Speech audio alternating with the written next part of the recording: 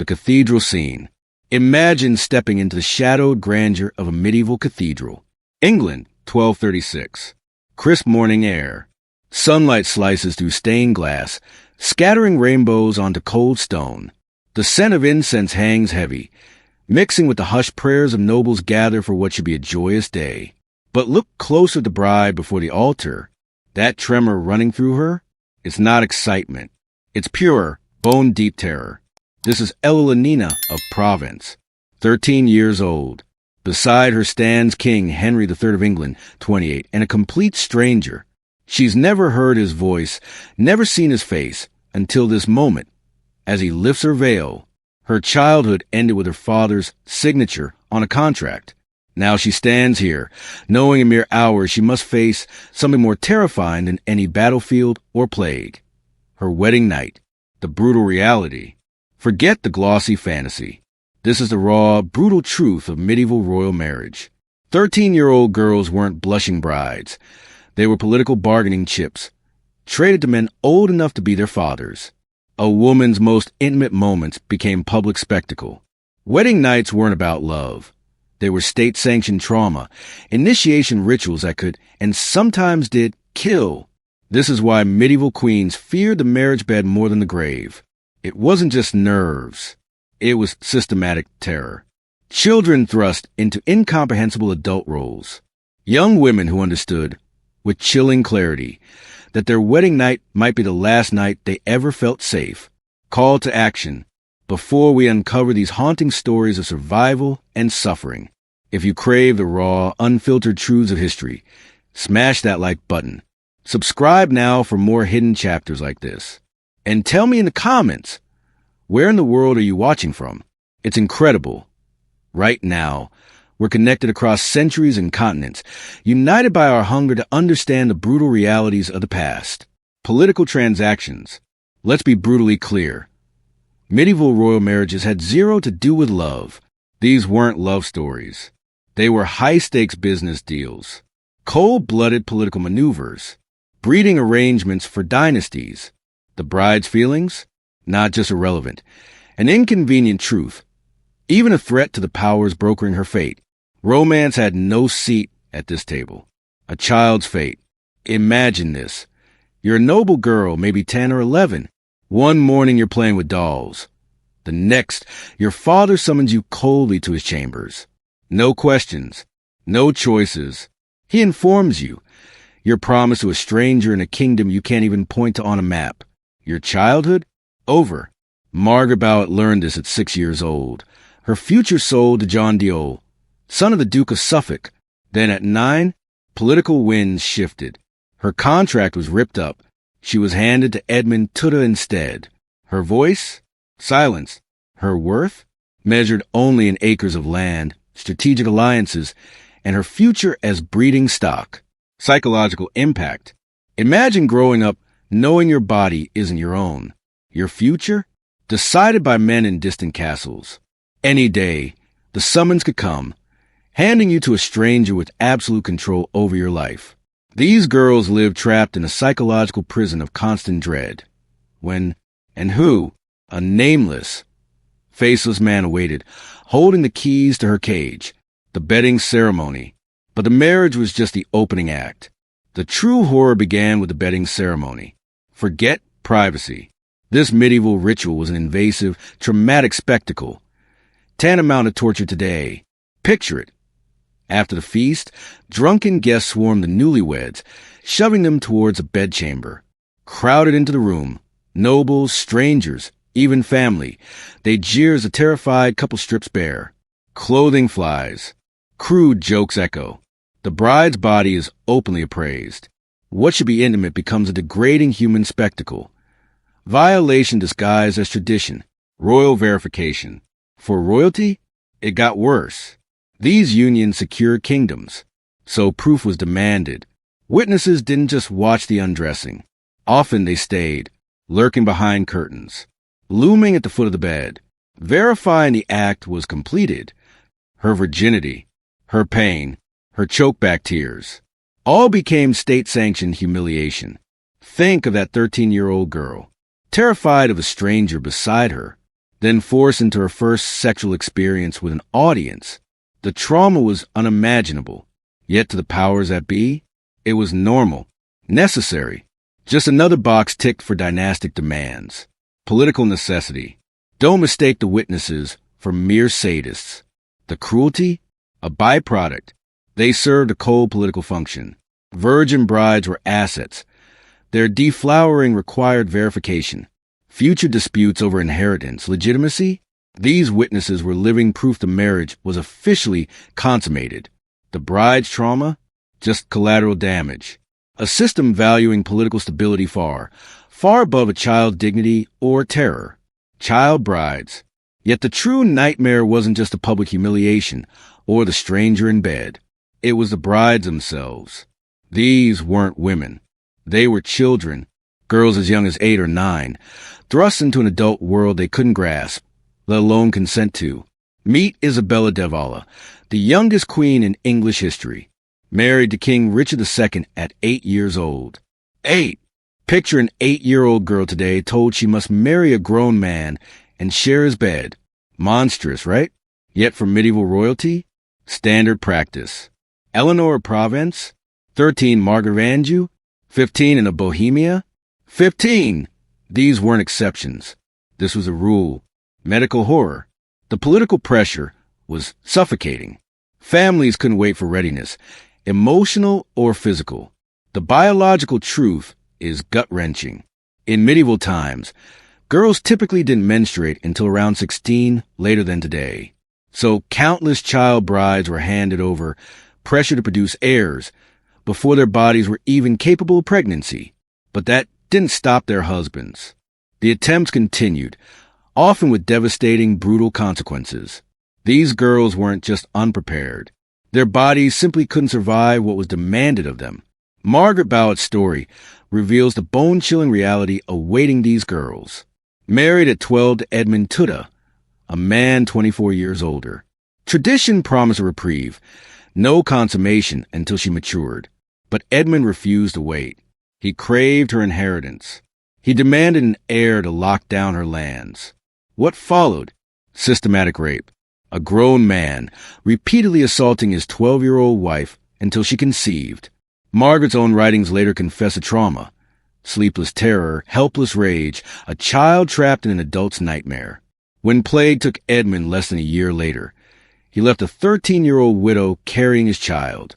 Margaret was still a child herself during labor, a birth so traumatic it nearly killed her. Her confessor called it a miracle her tiny body survived it all. The devastating internal injuries ensured that despite 2 later marriages, she never bore another child. Her body, shattered by a pregnancy it couldn't endure, never recovered. Systemic suffering. Margaret's horror wasn't rare. It was an inevitable outcome of a system treating girls as breeding stock. These child queens walked toward their wedding nights knowing the truth. Rape was likely. Forced pregnancy before their bodies were ready was probable. Death in childbirth? A very real possibility. This wasn't a rational fear. It was a cold, terrifying assessment of the calculated risks built into their lives. Lifelong fear. Yet the physical scars were only half the torment. The psychological toll forged queens living in perpetual dread. Fear of a husband's sudden violence. Trusting no one in a foreign court filled with strangers who saw them only as political chess pieces. The system was engineered to break them, crushing independent spirits into compliant wives, silent producers of heirs. The wedding night? Just the first violation in a lifetime of systematic oppression. It stole their identity, erased their autonomy, and extinguished their very will to live. Soul-crushing isolation was their crown. The morning after, the terror didn't end at dawn. For these queens, the wedding night wasn't just a single nightmare. It was a brutal gateway to a life stripped of control, over their bodies, over their choices, over their very destinies. The true horror lay in the grim realization. This was only the beginning. That first traumatic night wasn't an isolated event. It was Act 1 a lifelong ordeal where every sunrise brought fresh dread. Their nightmare had just entered its next unending phase, reproductive servitude. Imagine the first morning, a 13-year-old queen, body torn and bleeding, psyche shattered. No respite. Instead, court physicians close in. Her sheets are snatched, inspected for bloodstains, proof of her deflowering. Strangers poke and prod her violated body. The intimate details of her trauma, officially recorded. This humiliation was just the start of a relentless surveillance state focused on one thing. Her womb. Queens weren't rulers. They were royal broodmares. Servants tracked their every cycle. Every meal was scrutinized for pregnancy signs. Privacy? Extinguished. They were prisoners in their own bodies, valued only for their ability to pump out male heirs. Pressure to conceive. The clock started ticking immediately. Failed to conceive within a year? Faced the venomous whispers. Barren. Cursed. Unfaithful. The political alliances built on her suffering depended on her womb delivering an heir. Failure meant more than shame. Annulment, exile, even death. Take Margaret of Anjou. Married at 15, she endured 8 agonizing years under the microscope. Monthly humiliation. Physicians' cold hands. Courtiers' calculating stares. Was she defective? When she finally bore Edward to Westminster, she didn't weep for joy. She sobbed from sheer, exhausted relief. The crushing weight of her only purpose finally lifted. She had produced the heir she was sold to create. Childbirth realities. The medical nightmare made their terror brutally rational. Forget hospitals or hygiene. Medieval childbirth was Russian roulette. Death rates were catastrophic. Royal physicians often prioritized the heir over the mother. A queen's life mattered only while bearing heirs. Evelina of Provence, who trembled at her own wedding, faced her first labor at 16. 3 agonizing days. She nearly bled out, yet within months, pregnant again. Political demand for multiple heirs crushed concern for a shattered body. 5 births followed, each a potential execution. She endured with chilling resignation. Her body wasn't hers. Her life, expendable. Psychological toll. The mental torment was suffocating. These girls lived dreading pregnancy itself. Knowing each conception might kill them, they clutched saintly relics, wore miscarriage charms, endured dangerous fertility treatments. Some desperately sought control through primitive birth control, only to face accusations of treason. Preventing pregnancy was a rebellion. It was sabotaging the alliances built on their wombs. Punishment? Imprisonment. Or worse, execution.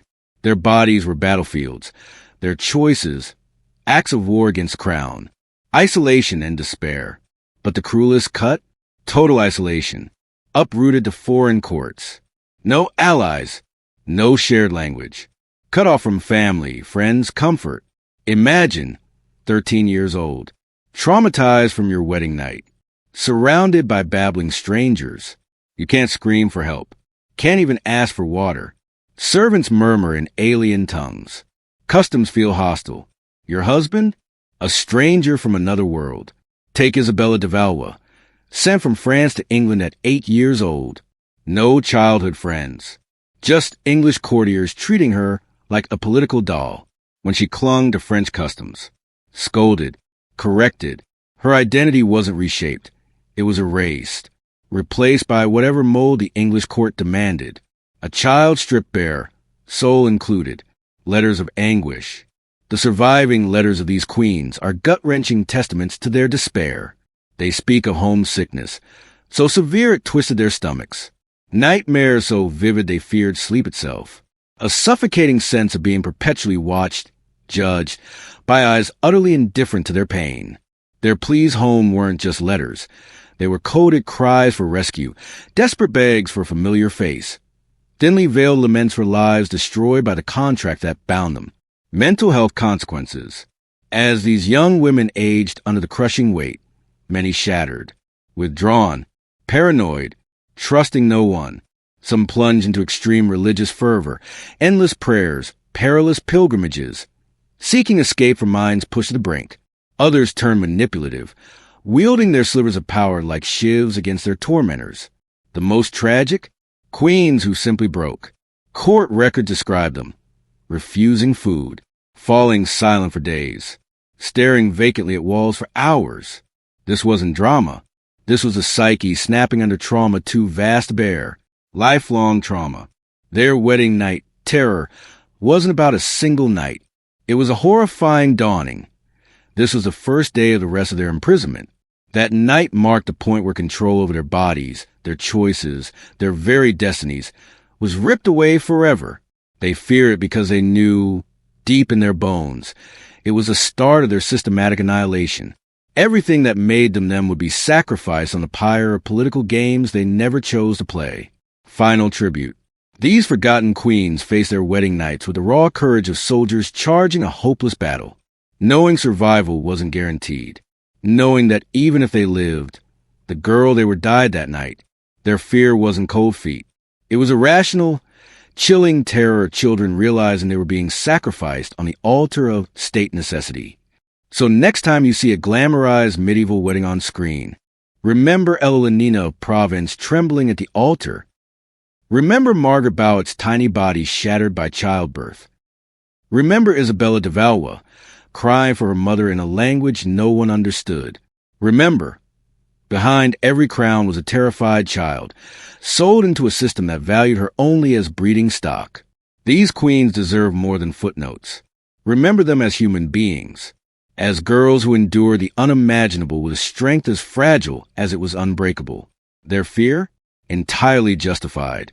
Their courage? A testament that even in history's darkest corners, the human spirit refuses to be extinguished.